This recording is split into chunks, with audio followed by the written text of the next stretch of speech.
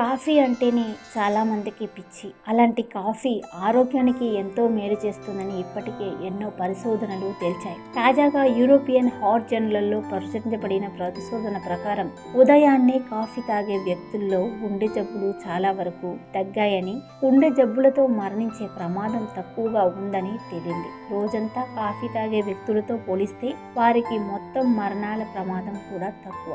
ఉదయం కాఫీ తాగేవారు ఏ కారణం చేతనైనా మరణించే అవకాశం 16% తక్కువగాను, హృదయ సంబంధిత వ్యాధులతో మరణించే అవకాశం 31% తక్కువగాను ఉంటుంది అని యుఎస్లోని టులైన్ యూనివర్సిటీ పరిశోధకులు తెలిపారు. అయినప్పటికీ కాఫీ తాగని వారితో పోలిస్తే రోజంతా కాఫీ తాగే వ్యక్తులతో ఎటువంటి ప్రమాదం తగ్గలేదు. కాఫీ తాగే సమయాలు ఆరోగ్య ఫలితాలను పరీక్షించే మొదటి అధ్యయనం ఇది. కాఫీ తాగుతున్నారా లేదా, ఎంత తాగుతున్నారో మాత్రమే కాకుండా కాఫీ తాగే రోజు, సమయం కూడా ముఖ్యమని పరిశోధనలు తేల్చినట్లు టులైన్ ప్రొఫెసర్ డాక్టర్ టోక్విల్లీ అన్నారు.